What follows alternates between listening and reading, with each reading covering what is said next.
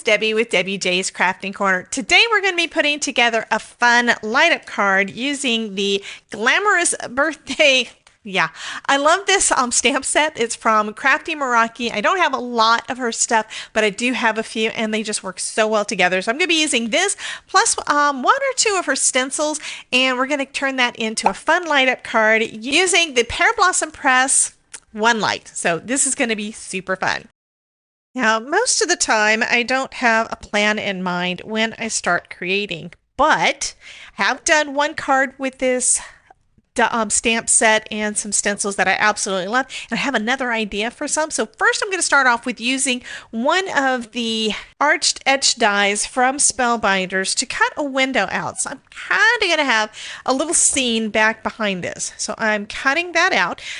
First off, I did trim down the panels because I do want to have a border around it and that sort of thing. And I've got a little bit of a plan already done. So I've trimmed this one down to be I think it was 3 3/4 by, yes, it's 3 3/4 by 5. And I've got a second panel that is the exact same size. So I'm going to be using both of those together. And I want to add my little scene behind this, basically behind this window.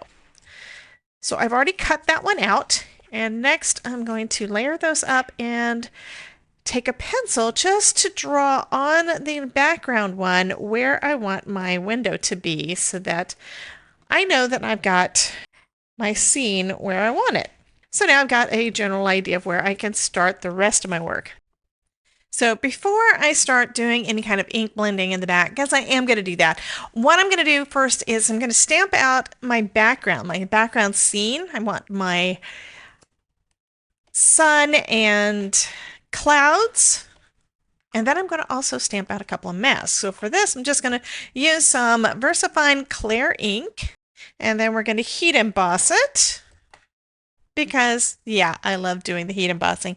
I've also already stamped and embossed out the little llamas that I'm going to choose from. So those are going to be super cute and kind of want everything to match a little bit. Okay, so for the embossing, I'm using Wow Clear Embossing Powder, which means that it has anti-static properties and makes it great for when I inevitably forget to use my anti-static powder tool. So let's go ahead and heat this up.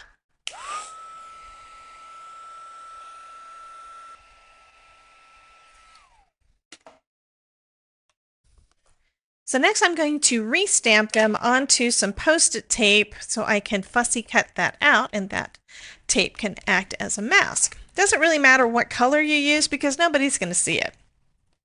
You just need to have enough color down so that you can fussy cut it out.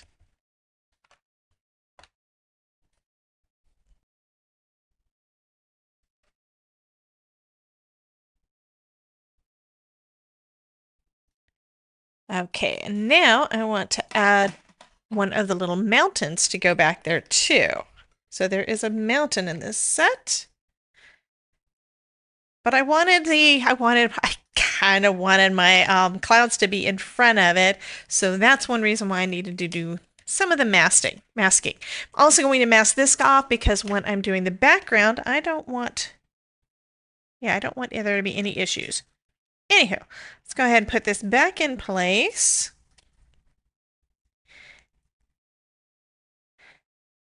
And I'll put this mountain right about here.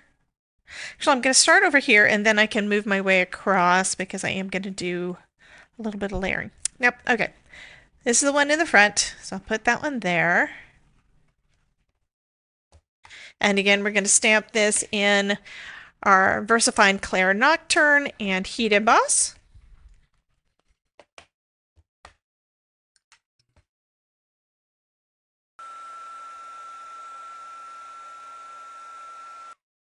And then I'm going to stamp another mask. I'm going to do the same thing and kind of fill up a little bit of the area for my background before I do some ink blending. Now that we've got the masks done, I'm going to do some ink blending and some stenciling on that background.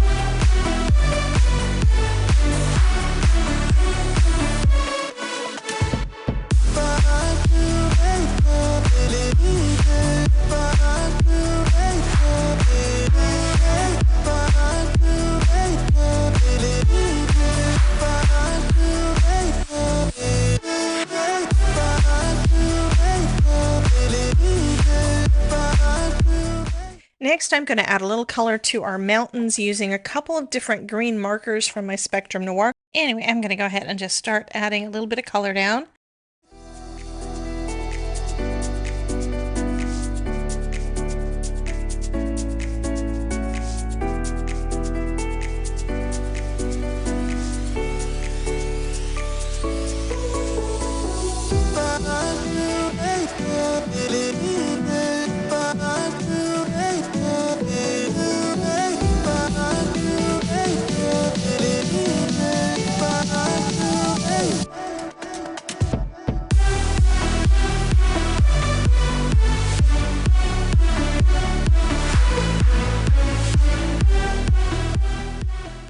Okay, I think that's going to do it for the background.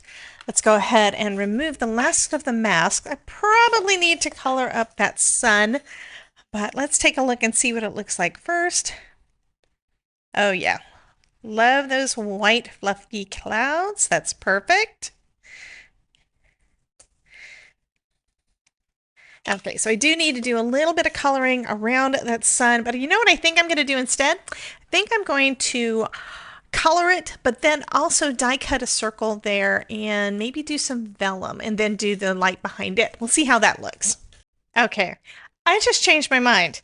After getting all the coloring done and I colored up and cut out this cute little llama, I decided, as always, to test it to see what it's going to look like with the light behind it. So I did color up the little sun, and when I put the light behind it, I think it's pretty much perfect. So I'm not going to actually cut the hole like I was initially intending. What I do need to do though at this point is line this all up, make sure everything is right where I want it so that I can put my button to tell them where to push, right? So I'm going to grab a piece of Best Ever craft tape to tape my panels together so that they don't move, and then I can put this behind, and I'm going to use a pencil so I can kind of just draw where I think it's going to go. And of course pressing the button to test it. So I want my sun to be right about there, and the button is right here, so I'll put a little dot right where the button is supposed to be. That's where I'm going to put that. And while I'm at it, since I have this in place, I'm going to go ahead and just draw where my mechanism is going to go, and then just double check and make sure that it didn't move. Okay, so that looks perfect. Pencil is your friend.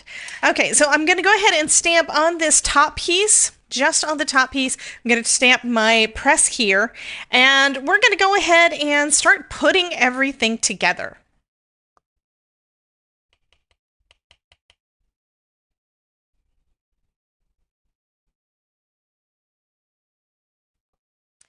I want a little extra dimension. Don't really need it, but that's kind of what I want to do with this. I'm going to add a little bit of thin foam tape. This is about 1/8 of an inch, so it doesn't add a lot of dimension, but I'm going to add some of that to the back of this frame piece.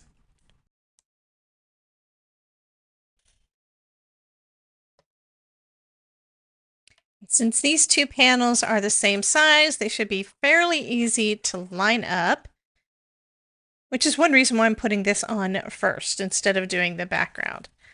There we go. So now that panel is ready to go on the front of a card. So you could just go straight from this and pop our little, I'm going to go ahead and pop him up too because he's just too darn cute. Let's not wait. I'll add a little bit of foam behind our little llama.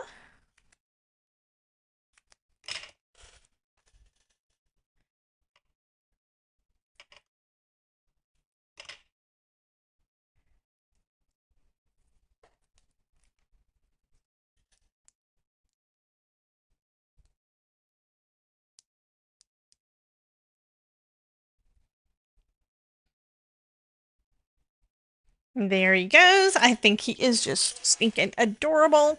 And now we're going to work on this piece. So what I'm going to do for that is I'm going to use some double-sided adhesive. So I've just got some double stick tape I'm going to put onto the battery pack.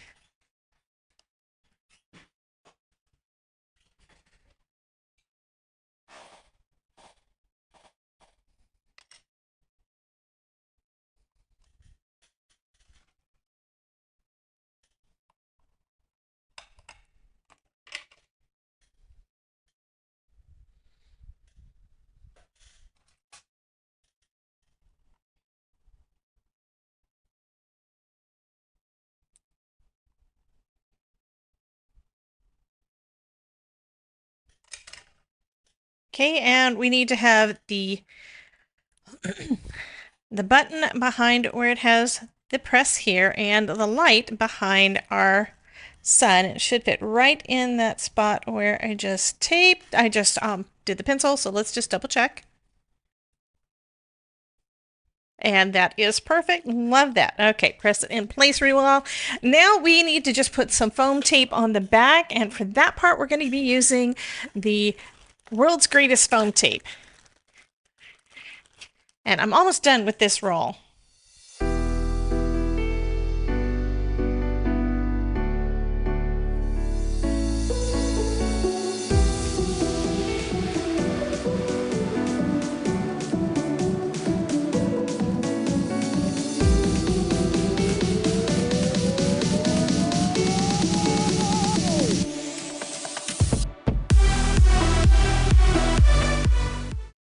That looks perfect. Okay, I'm going to put one more strip down the center so that everything is going to be basically level. And then we can start adhering everything down to the card base. Now I cut a green panel to go along with the green. Cut a green panel down to just smaller than A2. So this one is 4 by 5 1/4, whereas these are 3 3/4 by 5. So I've got a 1/4 inch difference between them all, which makes an 1/8 of an inch difference each way. So this matting layer is going to be an 1/8 of an inch small, 1/8 of an inch all the way around our llama panel. Let's go ahead and adhere all of this down. And in case you haven't heard about the World's Greatest Foam Tape, one of the features is that the release paper comes off super easy. It is that double thickness that is perfect for this type of card. But the best thing is it is repositionable. So if you put it down wrong, you can pick it back up and move it around without worrying about ripping your card. Okay, that's a little bit off. Yeah, this comes up a lot easier than my Scotch foam does.